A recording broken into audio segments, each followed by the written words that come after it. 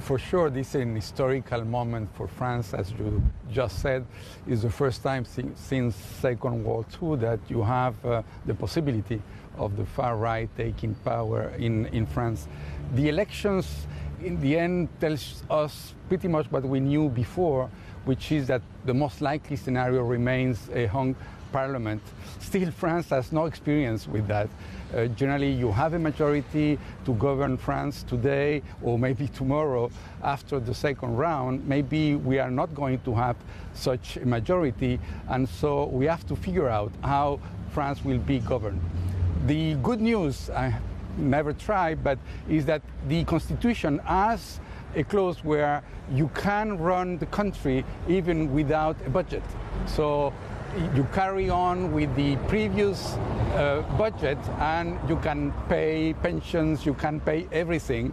Still, there is no reform, etc. So today we have this situation in France where we don't know what really people want. At least 33%, as you said, want to have a change with not clear policy apart from immigration. But for the rest, we know that the policies that the other parties are offering are very different. So today the situation is for a hung parliament, that has been the bet, and for France to carry on without major slippage on the budget. And many analysts and economists have said that actually a hung parliament, in the possible scenarios of a far left, far right, or hung parliament options, a hung parliament for France's economy and for the market is the least bad option. Is that your view as well?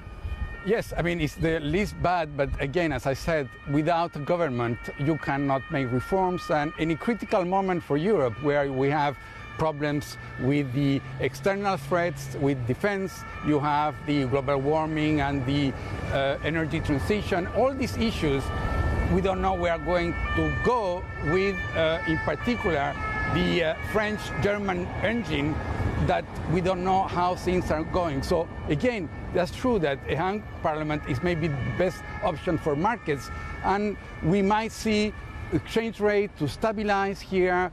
The big premium, unfortunately, on French assets might remain. First, we see the spread between the 10-year French bonds and the Bund, and the German Bund will remain, in our view, elevated. And some of the assets linked to bonds, banks, some of the utilities, we could still see them remain kind of in a doldrums, although we see if we have this hung parliament in 1 week, things might recover a little, is our view. Still, we have a situation in Europe, as you know, where we have seen a little recovery, so this is positive for the future if politically we have some stability.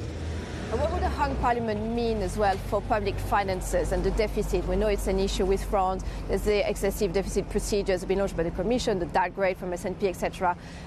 If there's a hung parliament, there's no big decision on budget that can be taken. So what does that mean for public finances? Yeah, that's a big issue, a big question mark. We don't know, actually. Indeed, France needs to reduce, I mean, as we have this procedure of excessive deficit, France needs to close its deficit by 0.5% every year on the structural deficit. I mean, this is a difficult concept, but it has to adjust.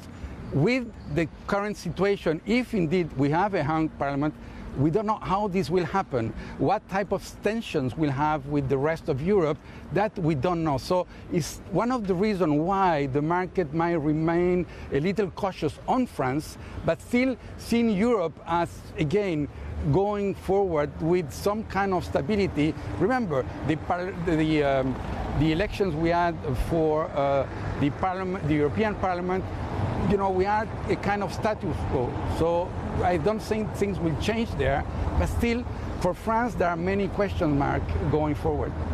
And in case of a far-right government, it looks unlikely, looking at projections, but cannot be ruled out completely just yet. What would that mean if the far-right and Marine Le Pen's Rassemblement National, Jordan Bardella, becomes Prime Minister? What would that mean for France's economy and potentially for markets then?